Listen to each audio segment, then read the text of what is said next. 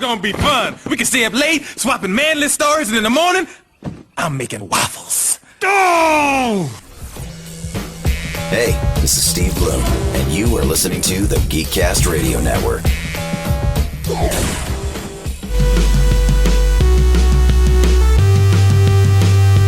You're tuned in to Steve Megatron on Altered Geek.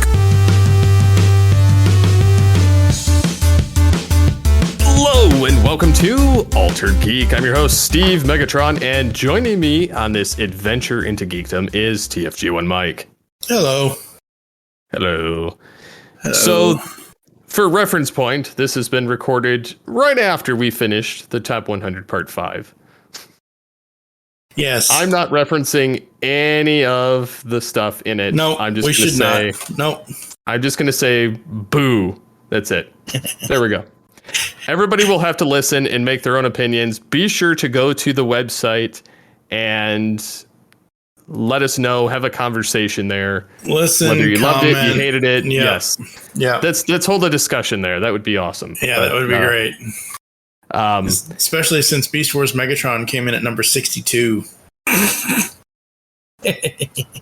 Rodimus came in at 100. Right. Inflated numbers we are. I'll deflate your number. Yeah. Anyway. So anyways, what have you been working on aside from the Top 100? No, that's pretty much it. Mother effer. No, seriously, look. I am a podcast machine. I am an editing machine. However, as I've mentioned before on this show and other shows, I do not have our apartment complex only allows portable air conditioners. They do not allow window units. They do not have central. Okay, so in the state of Oregon, which is below Washington, as everybody knows, but we're literally we can look out our windows. It's right across the river from us. State of Oregon, in Portland, Oregon, the whole state, 33% or less of dwellings have central air. In Washington state, it's even less of a percentage than 33%. You're lucky if you find a place with central air. And yeah, the living room of the apartment does not have. That's why I say every time before we usually record, I'll say, if you guys hear anything or whatever, I'll try to mute myself the best I can. But right now I can hear a motorcycle. And I've got I can hear a motorcycle through my headphones because I have to have the window open for air, except it's 100 degrees here. Anyway, this is not interesting to anybody. I have been pouring my blackened non-AC having soul into getting the Top 100 Transformers characters countdown done and uploaded and ready to go for the next 5. Well, part 1's out as of this recording. Part 1 was out, what the hell date was yesterday? Crap, I don't even remember now. Tuesday, August 10th. So from Tuesday, August 10th to September 17th, we are going to be releasing the Top 100 Characters Countdown. I already have 4 of the 6 parts edited, ready to go online. All of the ads are inserted. Everything is just ready to go. It just needs to be published for each week that we do it and whatever. That's essentially all I can work on because half the time I can't sit here. I'm lucky I'm able to sit here right now recording this episode with you because it literally is.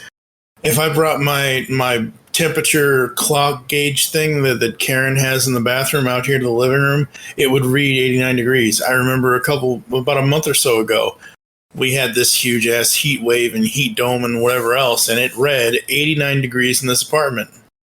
And it's like, holy crap. So yeah, no, I'm trying to do as little as I possibly can. Literally, I'm like, okay, everybody, if I don't end up living in a different place with central air next year, all of my summer recordings are going to be between 1 a.m. and 5 a.m. Pacific time. Because I can't do this nighttime record stuff anymore. Literally, my back is There have been times where I've recorded in this chair lately that I've gotten up and literally the chair comes with me because my pants are stuck. It's crazy. Anyway, it's enough about my stupid life. So I've been working on the Beast Wars Dark Glass project. Again, you've been resurrecting it, yes. Yes, I resurrected it with good cause because people care. So yeah, it's like the perfect opportunity to revive this, and I figured, why not? So I am working diligently at this, including to the point of reviving the website. I rebought the domain and reset up the website, got it set up like it used to be, added some stuff, changed some stuff. I had a headache with a background image that I was messing with, and so I was like, I don't feel like messing with this for another like 3 hours, so I just deleted the background and put a blank canvas. Right. Because what I had there before was supposed to line up with the menu, but for whatever reason, due to modern WordPress, it was like laughing at me. And so I just said, screw it, and I deleted it. So yeah, I've been working on that. People are very interested, especially because Kingdom was a letdown to a lot of people. Just in the voice acting department, the writing department, but on the, the visual and getting Beast Wars back to some degree, people were excited about. But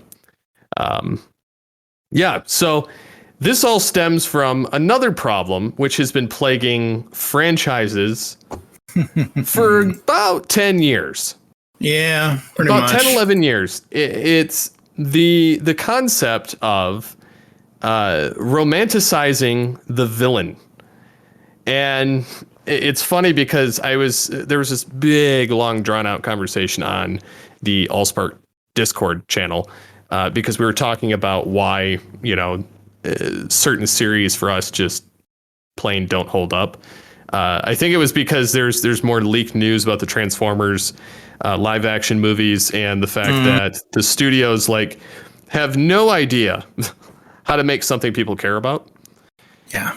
And it's not that they're trying to make a good movie. They're just trying to make a movie.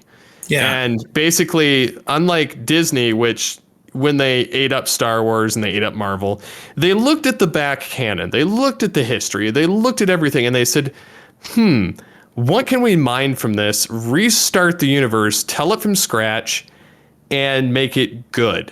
And keep as, authentic as possible to the designs, the characterizations, the, how they, should be portrayed, and just they put a lot of effort in. Now, nowadays, unless you're watching the Disney Plus TV series, which are the only thing that really stand out, the movie stuff since Endgame have kind of, there's not really been anything of note.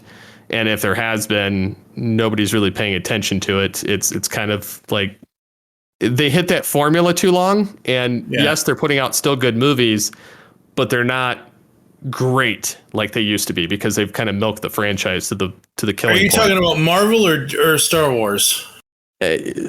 Marvel. Star Wars is just, they don't know what to do with it. Yeah, Star Wars is a whole other bag. Okay. Yeah, but that's Lucasfilm, and that's not Kevin Feige. Kevin Feige, anything he touches turns to gold. Yep. And that's the problem, is you get these bigwigs that have no cares, have no back knowledge of it. They're just studio heads. And that's the same reason why all of the DC and the Warner stuff has flatlined by comparison, and they can't seem to build a universe, is because they're not allowing the creation to happen. The TV side of it, I don't have any interest in anything outside of Flash at this point that DC puts out, which is kind of sad to say. I have very little interest even in the Flash at this point. I know they're wrapping up after season 8. They're going to end it with Reverse Flash as the main villain again.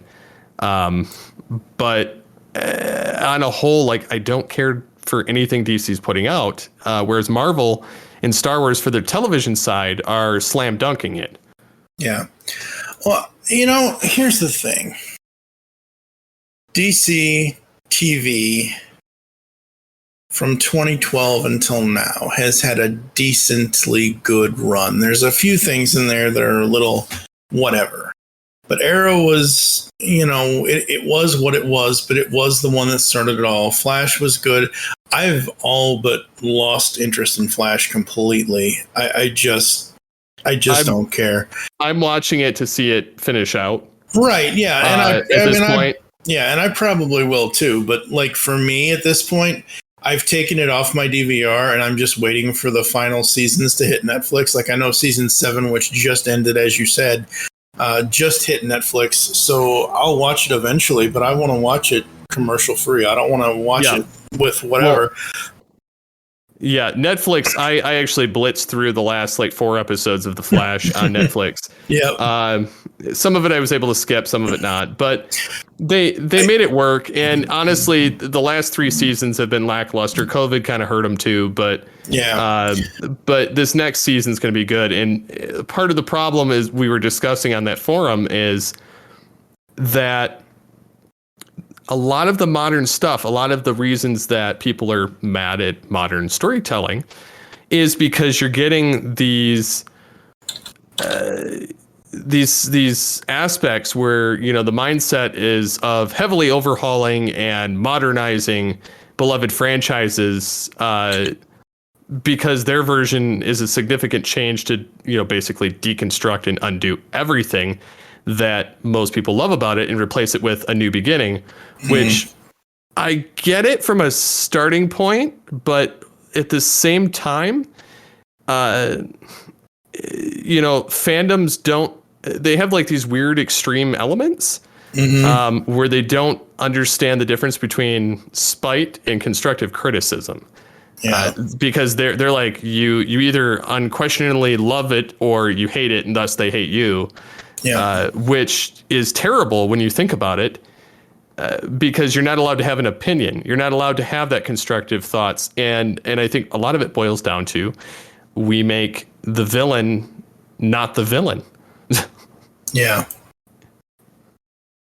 We have too much of that, humanizing them too much. I mean, Disney's been doing it for a while with, their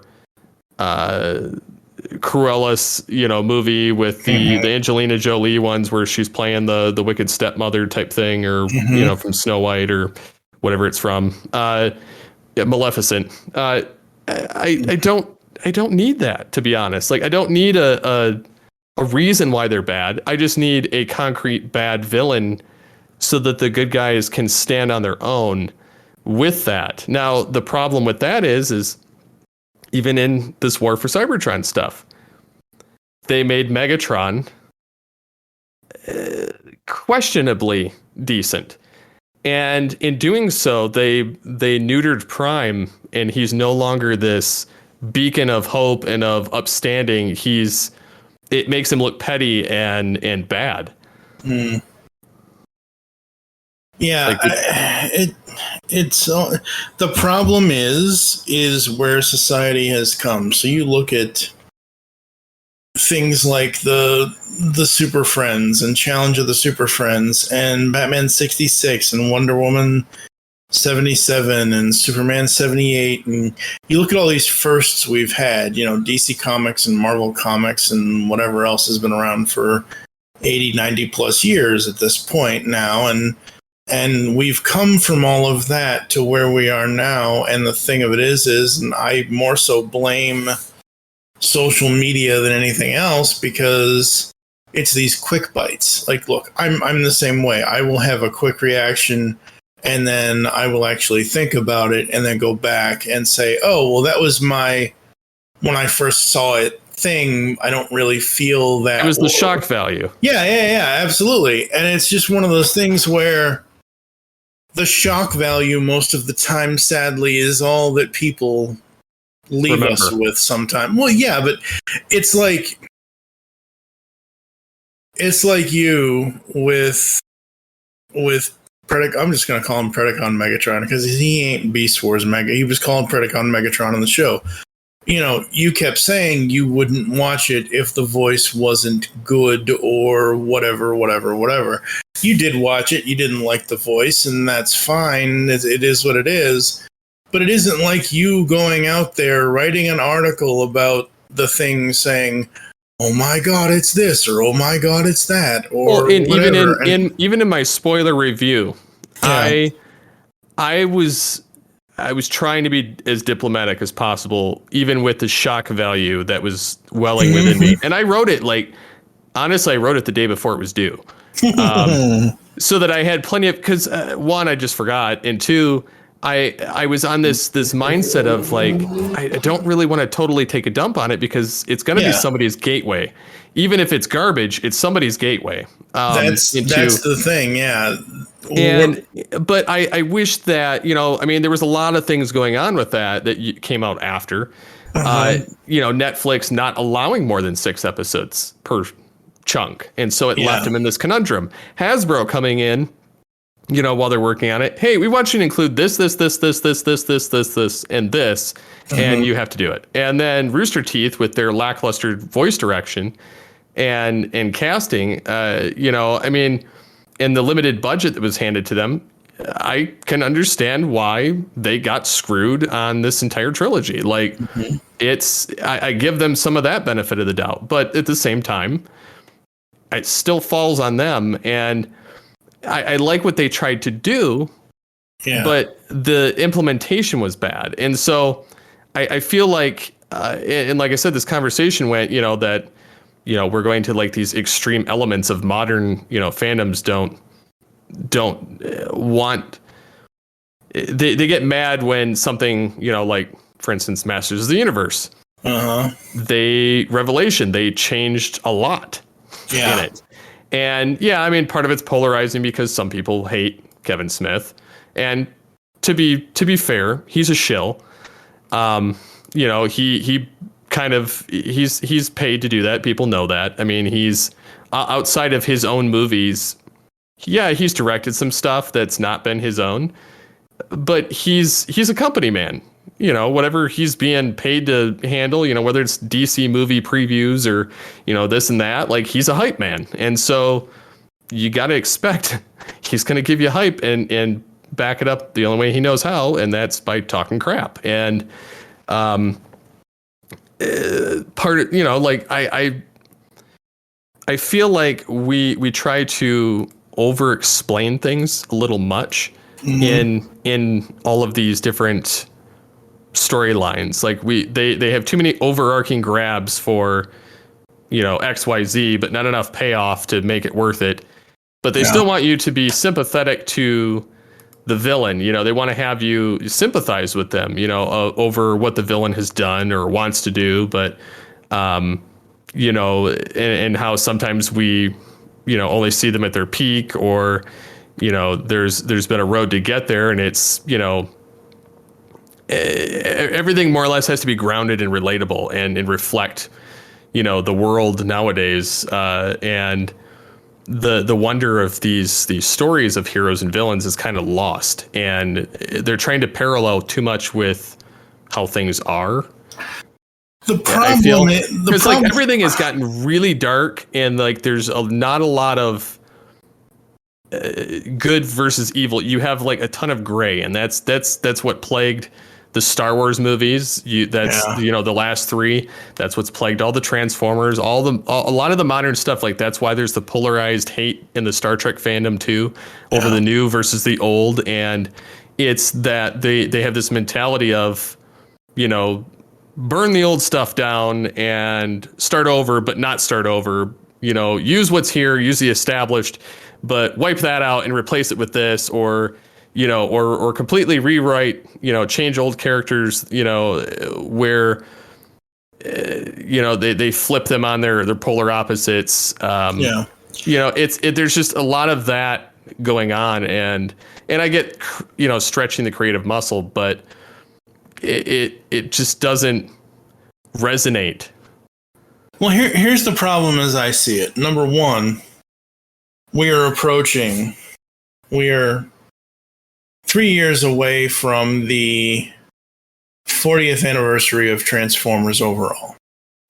So 40 years ago, let's say Hasbro came up with the idea or took the idea from Microman or however the origin of how the Transformers brand started. I know that I'm not looking at anything. I'm not trying to do any research. I'm just saying 1984 will be 40 years old in 3 years. Okay.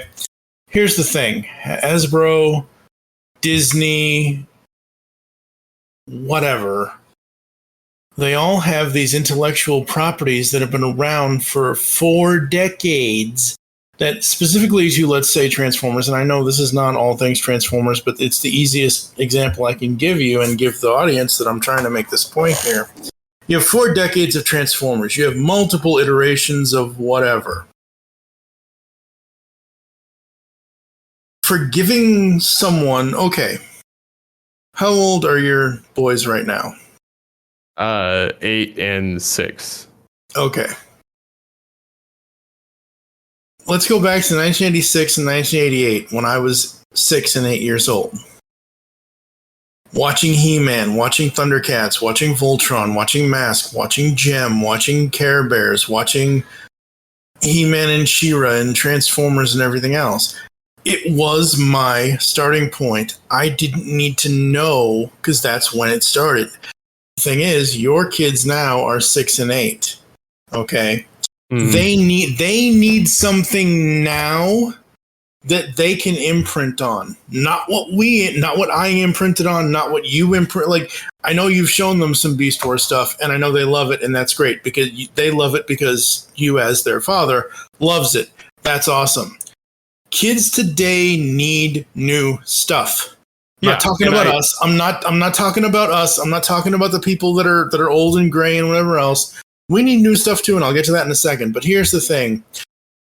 There needs to be a new starting point with new, like, the companies, they want to protect and keep their IPs. That's the thing. They all want to, and rightfully so, as they should. The problem is how they go about doing that with whomever Hasbro gives the license out to for Transformers. Like, honestly, I don't remember the last time.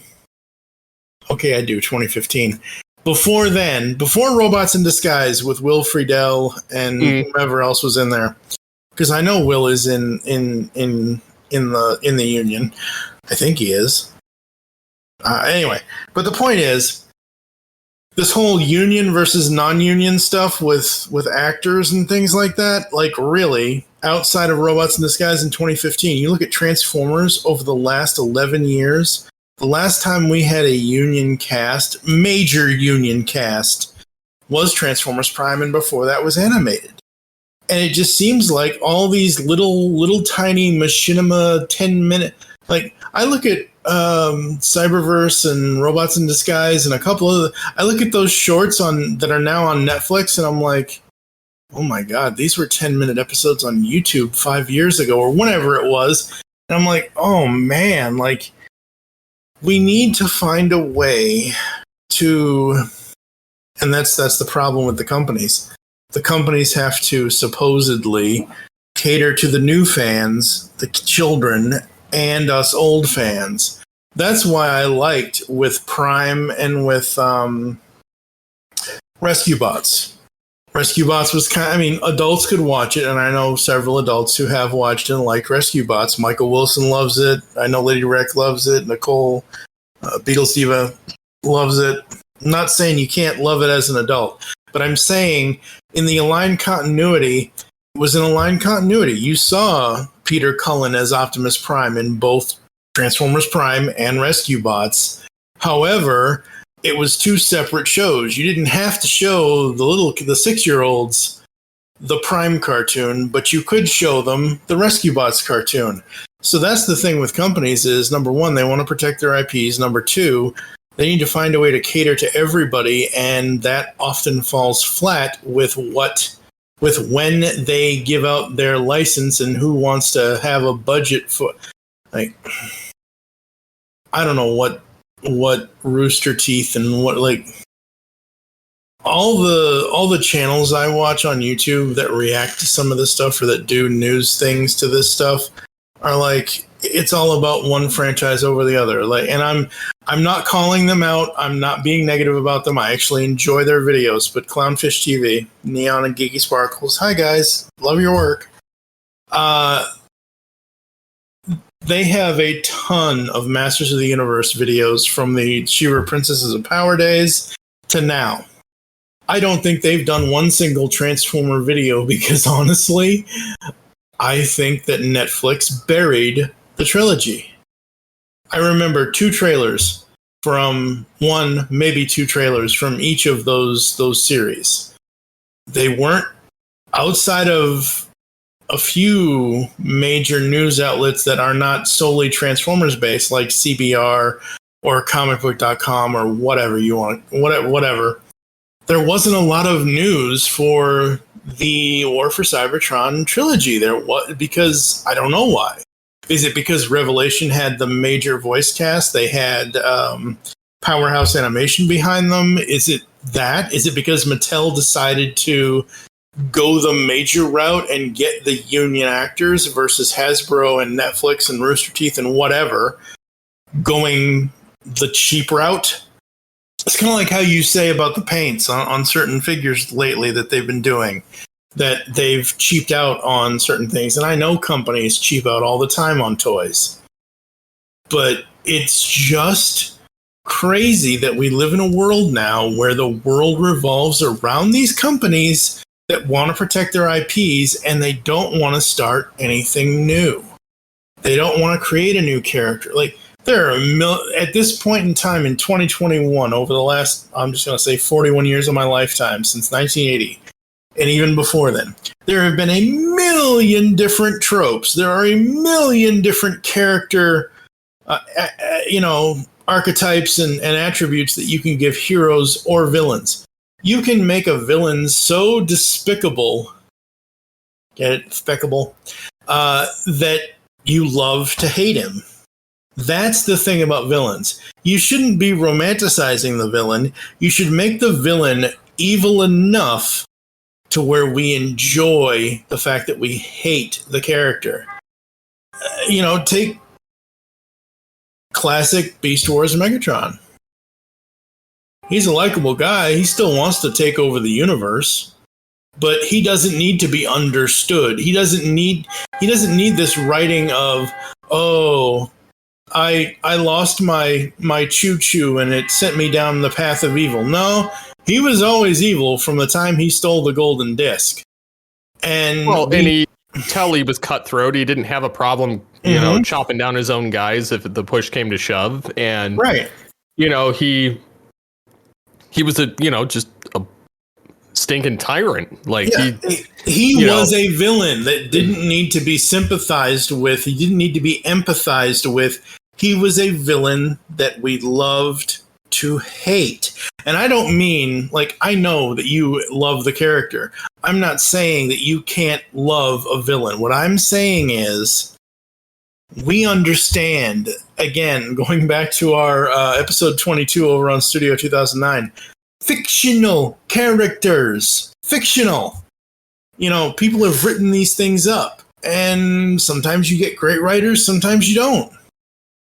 And that sucks, because when you are dealing with an IP like Transformers, and it's not written well or acted well, and I don't blame the actors that they have to go by what's written. They have to go by what the writer, So I'm not saying the performances, even though whatever. It's the writing. Yeah, it's the writing. It always comes down to the right. Like, there are lines that I will write out for several people that I would like to do voice promos for. And I'm not talking about you. I'm talking about like Kyle Higgins or, Frank Todaro or whatever kind of thing.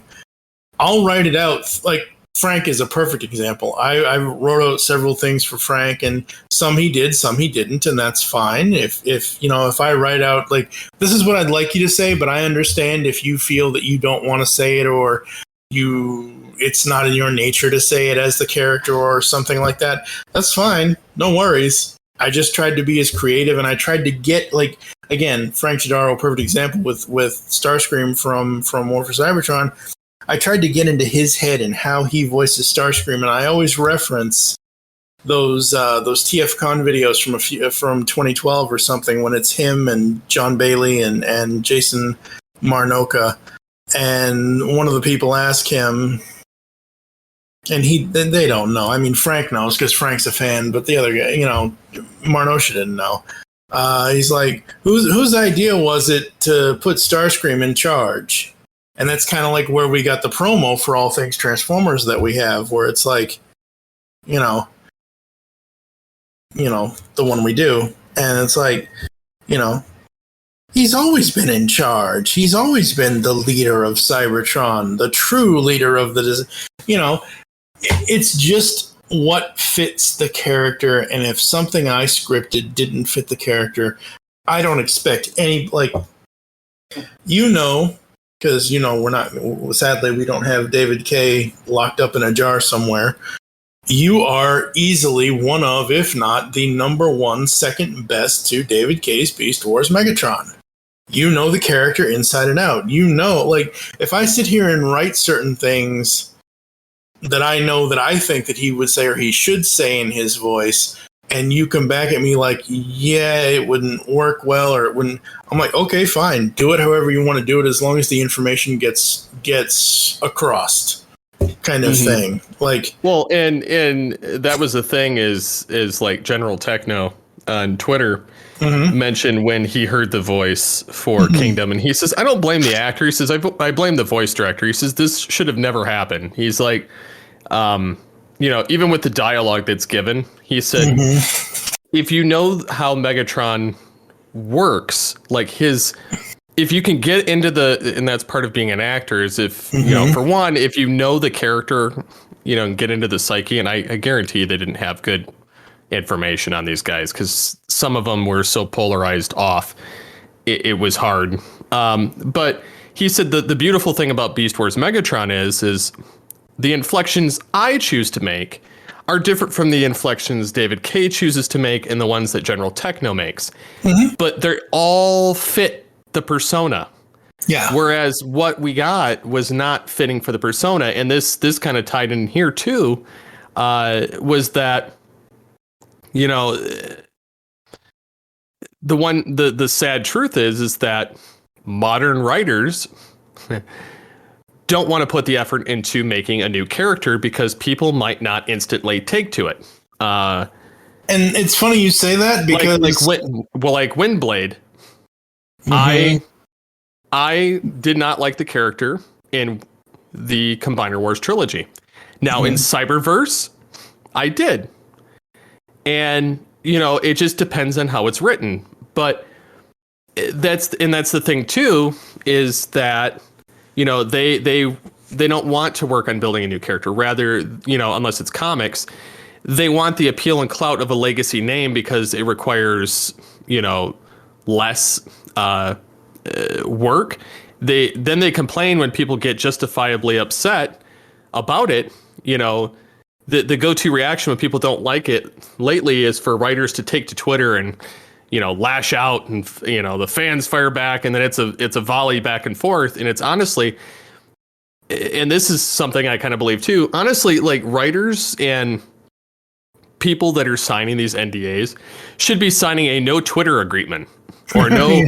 Because during the course of any of these shows that are running, don't engage negatively with fans, because it never ends well for the show or the writer or the fans, because you end up polarizing someone, and often it reflects on the company employing them, which is, again, why people are so irritated with, the Masters of the Universe, is because Kevin Smith, he polarized them. Had he just kind of said, this is a slightly different take and we're doing it in a different direction, it's going to feel in the vein of the original. And, but the way that he, built it up beforehand, and then he's like backpedaling afterward. And then he's like, well, the fans suck because blah, and that's, we haven't really gotten that with the Transformers, but people are just argumentatively irritated with choices that are made, and I get it. But again, here's the thing. You have and I want us to interview the guy eventually, maybe in this post or in some other post. I will link the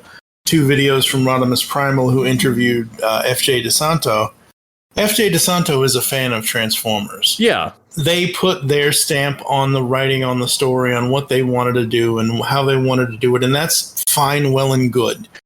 FJ DeSanto is not. That's the thing. No one is Kevin Smith. No one is this person. No one is that person. It's kind of like I recently. I've been watching the movies that made us on Netflix, and I'm up to the episode about Pretty Woman. And, some of the people talking, some of the producers and writers and whatever, that's a Disney film. That's a Gary Marshall film. That'll never work kind of thing. But it's like, the problem with the whole Masters of the Universe thing besides Kevin Smith, number one, for promotional purposes, please don't spoil anything like this plot, this plot, this plot, this plot. And we talked about this over on Powers of Grayskull series. I'm like, but you spoiled Skeller God as soon as you released the figure. And then July 1st hit. And Kevin Smith did. Whatever date it was. And Kevin Smith, in the beginning of that video on July 1st that he posted, said, this is Mattel Television. This is not Universal. Universal has the filmation rights, blah, blah, blah, blah, blah. And I understand that it's all. That's the problem with these long-standing intellectual properties. Various people, very specifically with He-Man, various entities have rights to certain parts of it, so you can only use so much. That's why when I watched it, I was like, "Oh, this is an animated version of the Toy Stories. This is like the toy bios from the old days coming to life and telling a story. And yes, there's a little bit of filmation there. Yes, there's a little bit of 2002 there. There's all this kind of stuff there, and it's all well, good, and fine. But again, they said, oh, this is a continuation of filmation, and it never was. It never was. It just felt in the vein of it, but it wasn't. Right. No, it never was. Yeah.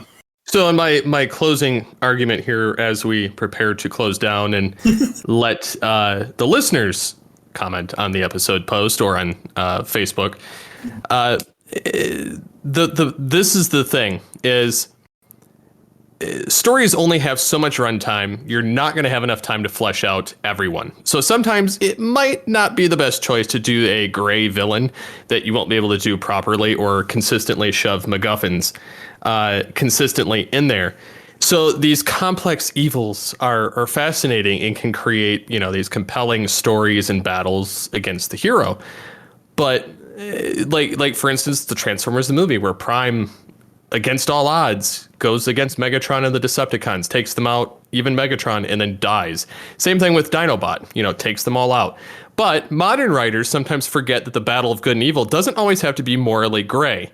Too many writers nowadays just see these legacy stories that they're on as a paycheck. They don't understand or appreciate the actual legacy behind them, and so don't understand why you just shouldn't touch certain things. So this lack of understanding of the legacies behind those legacy stories is part of why so many modern writers insist on trying to redeem villains, usually giving them some tragic and socially acceptable backstories in order to justify what they're doing.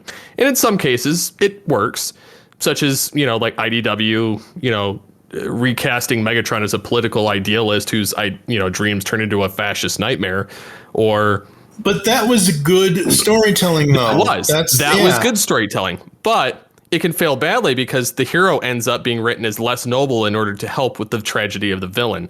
So the whole conflict becomes untenable. And so many people seem intent on doing anti-heroes and sympathetic villains without actually understanding how to write them or how to make them work. There's a difference between hero who understands that he sometimes has to do bad things for the greater good, and psychopath who feels that anything they do is justified because they think they're the final arbiter. So, complex doesn't always have to mean tragic. Right.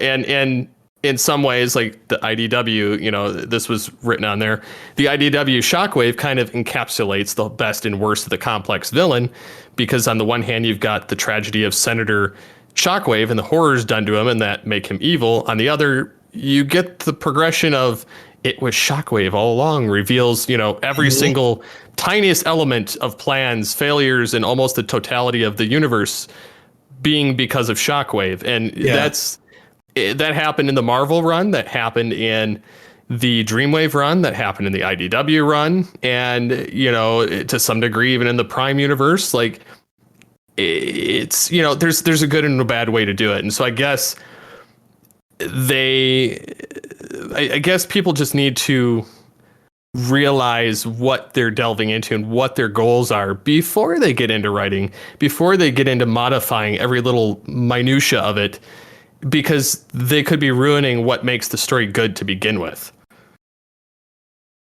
Yeah, that's my soapbox. Yeah, no, you're right, and the thing of it is, and the flip side of that is, though, sadly, like, okay, so over on the pull bag, I basically have the rest of 2021 plotted out as far as what I want to cover or what I feel like we have to cover. And we get submissions all the time. Sometimes I will accept them, sometimes I won't. The problem is we're getting, and look, I'm on the IDW media template, so I get all of their stuff anyway, so it isn't like I'm not, but it's just some of the stuff that young and hungry writers want to do isn't. I always feel guilty when we end up doing that stuff, because it's like, ooh, I don't want to knock them down a peg because they're a new writer, they're just starting out, or they're just doing this project, or they're, putting their heart and soul into this. But at the same time, if I don't relate to any character, whether it's hero, villain, whether it's the girl in the pink dress, I don't care. If I can't. Over on the pull bag, I always say, make your great escape into comics and jump inside the pull bag today.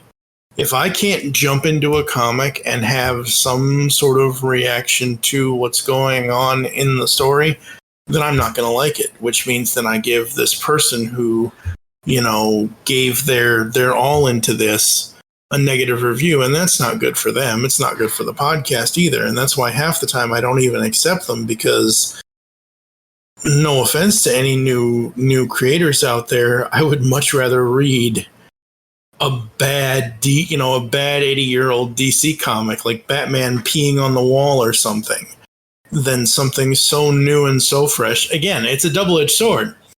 And I know I'm being contradictory here when I say this. I don't want to read new stuff from new creators kind of thing, from people I don't even know kind of thing, but yet I want new stuff within these IPs.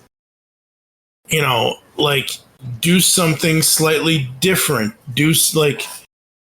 40 years ago, they would have never thought of killing Adam twice. Never.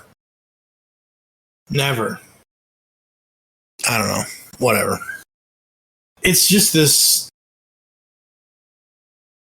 It's difficult to deal with the creative process, whether you're a podcaster, or a writer, an animator, or whatever, because you want to put your heart and soul into this, and you have ideas for certain things, and sometimes you follow through with them, and sometimes you don't. And when you don't, you go back to it 7 years later,